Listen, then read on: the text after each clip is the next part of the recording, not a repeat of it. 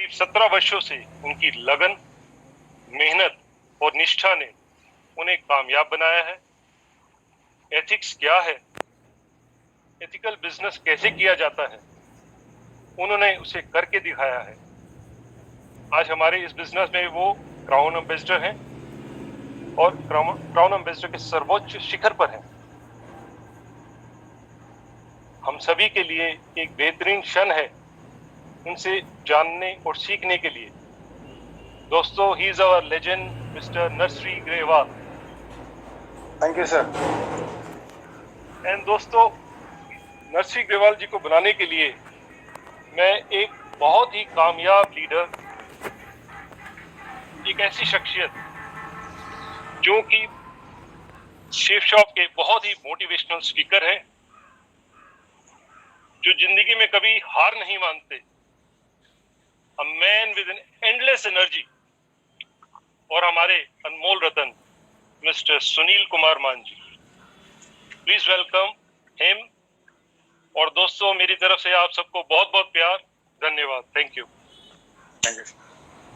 Thank you Rajiv Anand sir, मुझे मौका देने के लिए एक बार इस शानदार, इस भव्य प्लेटफॉर्म पर आप सबसे बात करने का और मेरे हजारों सेफ शॉप के भाई बहनों से बात करने का मौका आपने मुझे दिया, इसके लिए एक बार फिर से आपका बहुत बहुत आभार। दोस्तों, आज जिस सब्जेक्ट पे हम बात करने वाले हैं वो बहुत ही इम्पोर्टेंट है सबके लिए। एथिक्स किसी भी बिजनेस के लिए बहुत इंपॉर्टेंट है, और specially direct selling business, network marketing business, जिसमें हम डील करते हैं डायरेक्टली लोगों के साथ में। हमारा बिजनेस है डील करना मास्टर्स के साथ में।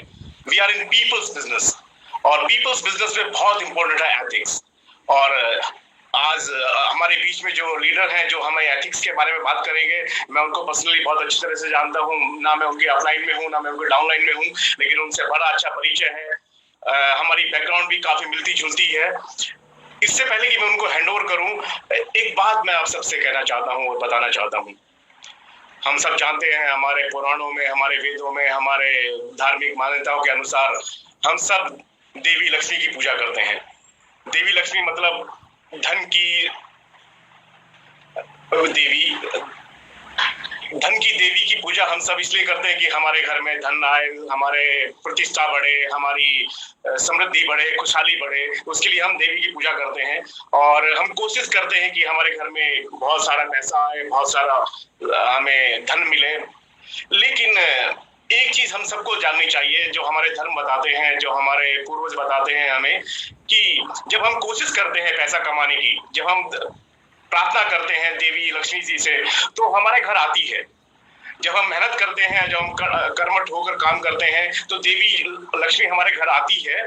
लेकिन बहुत सारे केसेस में वो आती तो है, लेकिन चली भी जाती है। देवी लक्ष्मी प्रतीक है धन का। देवी लक्ष्मी हमारे घर पे आती है, और हम चाहते हैं कि वो आए और हमारे साथ में रहे, हमारे घर में बस जाए, और हमेशा उसका वास हमारे घर में रहे। लेकिन अनफॉर्चुनेटली बहुत सारे लोगों के पास लक्ष्मी जी आती तो है, पर उनके पास रुकती नहीं है। उसका कारण ये है कि लक्ष्मी जी सुबह आती है और शाम को उनको वापस जाना होता है, क्योंकि हम सब जानते हैं लक्ष्मी जी मैरिड है, वो शादीशुदा है, और लक्ष्मी जी को रात को वापस जाना होता है अपने घर पे।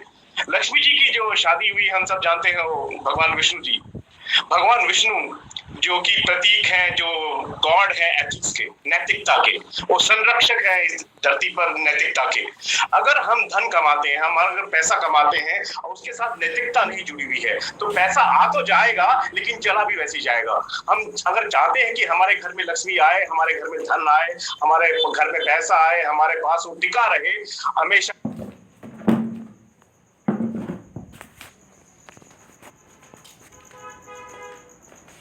हम उसका सुख अनुभव कर सकें, महसूस कर सकें, इसके लिए जरूरी है कि हम लक्ष्मी जी के साथ साथ विष्णु जी को भी घर में आमंत्रित करें। जब विष्णु जी लक्ष्मी जी के घर पे साथ में आएंगे, तो हमारे घर में टिकेंगे। जब हम पैसा कमाएंगे मेहनत से, जब हम पैसा कमाएंगे ईमानदारी से, जब हम पैसा कमाएंगे एथिक्स के साथ में, जब हम पैसा कमाएंगे नैतिकता के साथ में, तो उस पैसे का हम पूरा भरपूर फायदा उठा पाएंगे, उसका हम पूरा सुख ले पाएंगे, और उस पैसे से सिर्फ हमारा नहीं, हमारे समाज का भी उत्थान होगा। इसलिए बहुत जरूरी है एथिक्स के साथ में काम करना। और मैं नरसी जी को हैंड ओवर करना चाहता हूँ ये स्टेज। आज वो हमें एथिक्स के बारे में और बताएंगे। मैं जानता हूँ पर्सनली नरसी ग्रेवाल जी बहुत मेहनती हैं, बहुत कर्मठ हैं, बहुत ईमानदारी के साथ अपना काम करते हैं, बहुत जुनून के साथ अपना काम करते हैं। और शायद इस वजह से है कि वो भी आते हैं भारतीय सेना से। उनके रगों रगों में वो भारतीय सेना का जो उनको जो विरासत में जो उनको मिला हुआ है मेहनत, ईमानदारी और कर्मठता, वही स्टेप्स ऑफ बिजनेस भी वो लेकर आए हैं और उसके हिसाब से वो काम कर रहे हैं। और उनका नेटवर्क और उनकी पूरी टीम और बाकी टीमें भी उनके लिए वो प्रेरणा स्रोत हैं।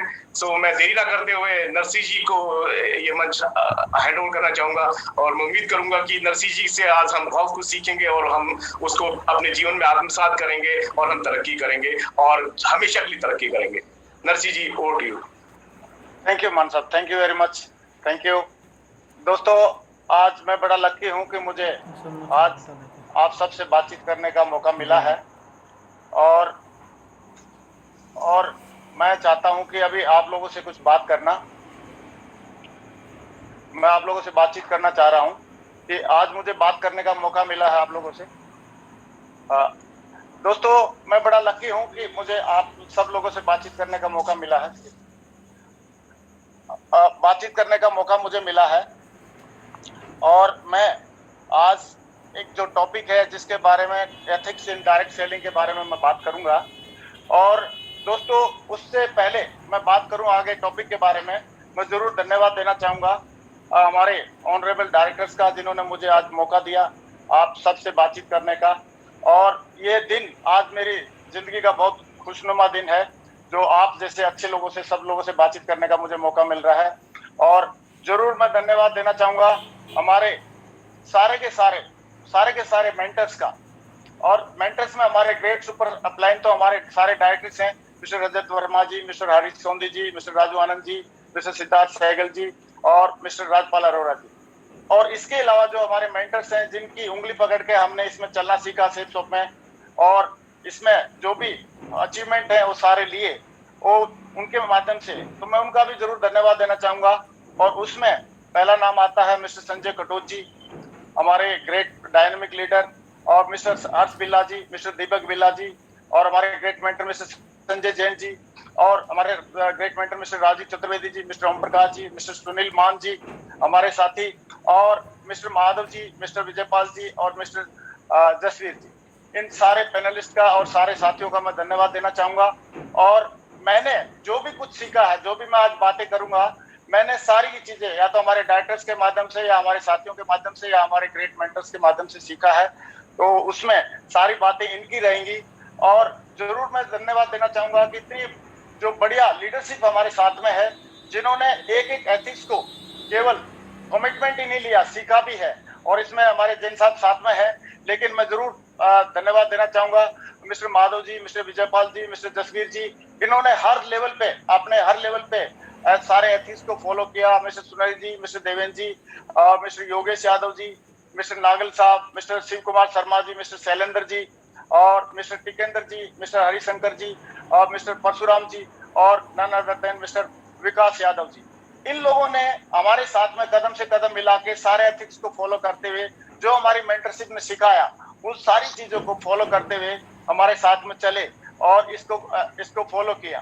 दोस्तों, एथिक्स डायरेक्ट सेलिंग में है क्या, तो मैं जरूर अपने हिसाब से बताना चाहूंगा कि the moral principle and value that guide the action and decision.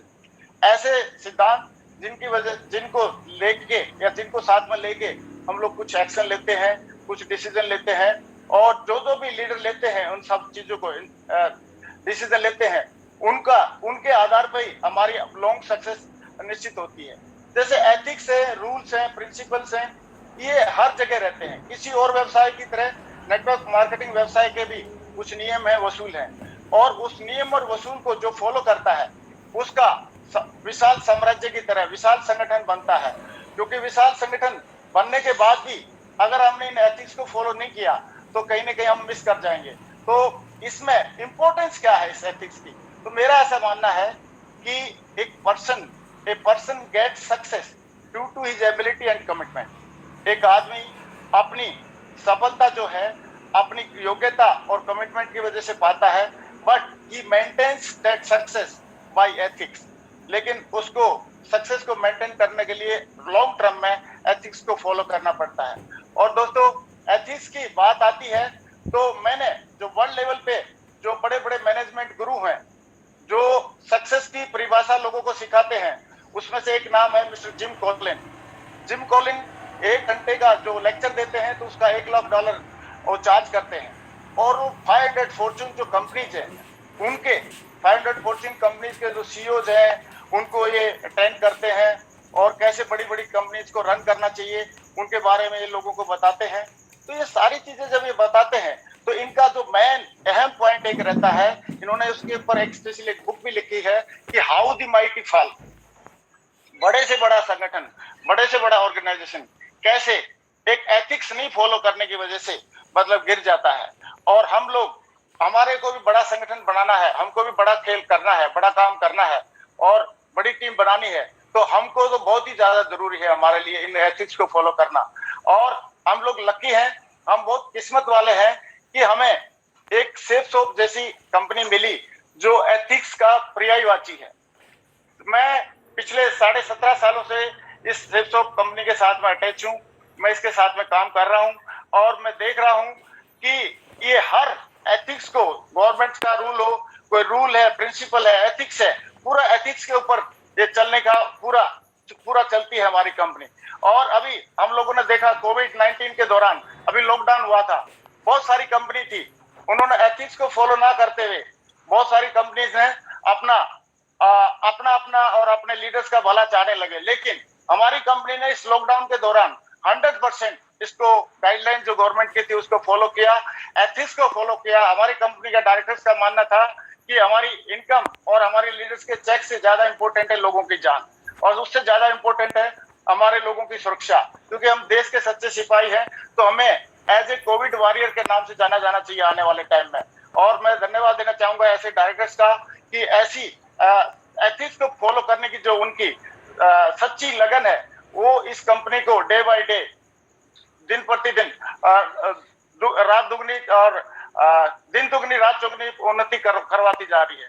दोस्तों, एथिक्स फॉलो करना क्यों जरूरी है, मैं थोड़ा सा मैं जरूर बताना चाहूंगा कि कोई भी आदमी किसी भी लेवल पे अगर एथिक्स को फॉलो नहीं करता है, तो जैसे सपोज हम मानते हैं, एक एग्जांपल लेते हैं कि इलेक्ट्रिसिटी बोर्ड का चेयरमैन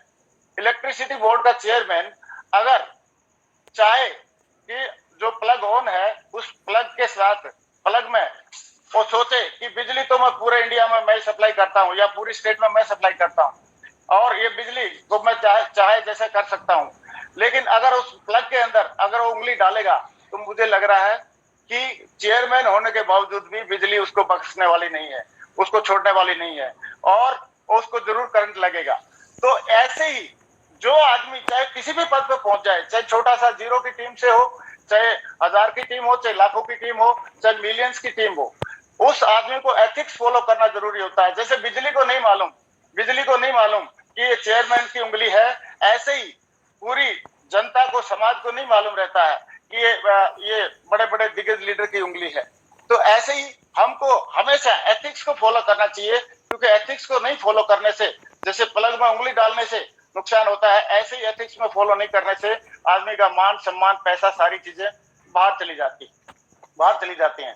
तो सॉरी, मैं 1 मिनट के लिए दोस्तों मैं जरूर एक बात और डिस्कस करना चाहूंगा कि एक कुछ एथिक्स हैं हमारे पास जो हमने सीखे हैं इस बिजनेस के माध्यम से, और वो एथिक्स हैं कि never do anything new without checking with upline.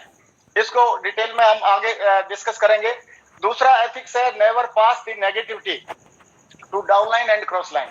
और तीसरा है never mess up with anybody's money, ego and family. और चौथा है never criticise, condemn and complain, only compliment. ऐसे ही कुछ एथिक्स और हैं जो सेकंड स्लाइड में मैं बताना चाहता हूं कि don't discuss your business with your cross line. और नेक्स्ट एथिक्स है never use alcohol in business meeting. And तीसरा जो एथिक्स है वो है don't lie, avoid boasting and unnecessary show off. कभी झूठ ना बोले, गप्पे डींगे ना हाके और अननेसेसरी शो ऑफ ना करें। तो दोस्तों 1 by 1 करके इसको हमें डिस्कस करना चाहता हूं कि ये जो फर्स्ट रूल है never do anything new for the first time without checking upline. ये ऐसा ही हुआ कि हम दूसरों की गलतियों से जो सीखता है वो समझदार इंसान होता है, और गलती करके सीखता है वो अनाड़ी आदमी होता है। लेकिन मुझे लग रहा है अगर हम समझदार हैं तो हमारे अपलाइन से जो भी कुछ नया करना है उसको सीखा जा सकता है। और कई लोग सोचते हैं कि साहब हम लोग तो खुद ही अनुभव करके सीखेंगे, तो आप कई चीजें हमको अनुभव करके सीखने में बहुत ज्यादा हानि हो सकती है। जैसे फॉर एग्जाम्पल हमको मालूम है कि साइनाइड को चखने से, साइनाइड को टच करने से या साइनाइड को खाने से अगर आदमी मर सकता है, तो चख के देखना मुझे लग रहा जरूरी नहीं है। तो लोगों के अनुभव से हमको सीख लेना चाहिए, उसी से हमको बिलीव कर लेना चाहिए। दूसरी बात मैं जरूर बताना चाहूंगा कि अपलाइन की जो इंपॉर्टेंस है हमारे बिजनेस में बहुत ही ज्यादा है। अपलाइन का जो आदमी ज्यादा से ज्यादा उपयोग करता है, अपलाइन का जो ज्यादा से ज्यादा ब्लेसिंग लेता है, अपलाइन का ज्यादा से ज्यादा जो सहयोग लेता है, वो आदमी हमेशा आगे बढ़ता रहता है। और मैंने बहुत सारे एग्जाम्पल मेरे सामने है, मैंने देखा है। तो इसको मैं एक छोटी सी कहानी के माध्यम से एक्सप्लेन करना चाहूंगा कि अपलाइन का क्या महत्व है। एक बार एक गाय थी और वो जंगल के किनारे तक चली गई चरते चरते, तो वहां पे एक भूखा शेर था। उसने उसका पीछा करना शुरू किया।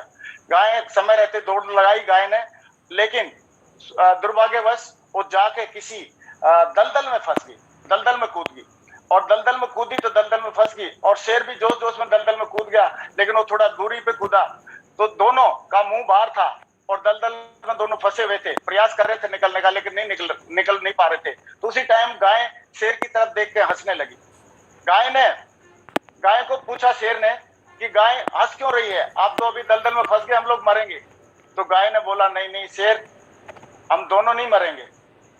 बोला दोनों कैसे नहीं मरेंगे, कैसी बात कर रहे हो आप। तो गाय ने बोला कि तू आप मरोगे, मैं नहीं मरूंगी। बोला क्योंकि मेरा एक मालिक है, मेरा कोई सीनियर है, मेरा कोई मेंटर है, वो ढूंढते ढूंढते आएगा और मुझे लेके जाएगा, बचा के लेके जाएगा। लेकिन शेर तू ये बता, तेरा कोई मेंटर है, तेरा कोई अपलाइन है, तेरा कोई सीनियर है।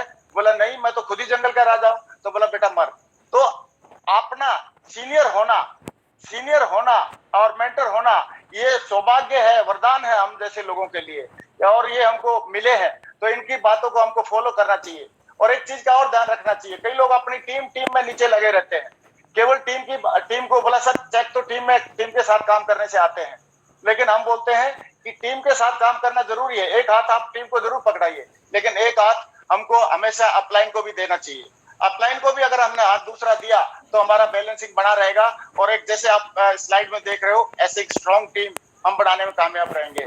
अगर हमने कहीं अपलाइन का हाथ छोड़ा तो आप देख रहे हो स्लाइड में कहीं ना कहीं हम लोग बैलेंसिंग नहीं बना पाएंगे। अगर डाउनलाइन का भी नहीं छोड़ना है, अपलाइन का भी नहीं छोड़ना है, ऐसे करके हमको अपलाइन की बातों को ज्यादा तवज्जो देनी चाहिए। और दोस्तों सेकंड जो रूल है मैं उसके बारे में जरूर एक्सप्लेन करना चाहूंगा कि don't pass negative in your downline and cross line. ये बहुत ही मतलब परीक्षा है हर एक इंसान की, क्योंकि जो बात नेगेटिव बात करने में जो मजा आता है लोगों को, उसको मजे को छोड़ते नहीं है लोग। लेकिन नेगेटिव डाउनलाइन के साथ तो करना ही नहीं चाहिए। नेगेटिव क्यों नहीं करना चाहिए? क्योंकि हम नेगेटिव बातें हम अपने बच्चों के सामने नहीं करते हैं। क्यों नहीं करते हैं? उन पे बुरा असर पड़ता है। ऐसे ही डाउनलाइन भी हमारे बच्चों की तरह है, तो उनके साथ में कभी भी कोई नेगेटिव बात नहीं करनी चाहिए। और साथ में क्रॉस लाइन के साथ में भी बात नहीं करनी चाहिए नेगेटिव। क्यों नहीं करनी चाहिए क्रॉस लाइन के साथ में नेगेटिव बात? क्योंकि वो भी तो किसी की डाउनलाइन है, हमारे अपलाइन की डाउनलाइन है। अगर उनका नुकसान कर रहे हैं तो हमारा भी नुकसान है इनडायरेक्टली। तो कभी भी हम डाउनलाइन और क्रॉस लाइन के साथ में कभी नेगेटिव बात ना करें, क्योंकि क्रॉस लाइन लोग होना बहुत जरूरी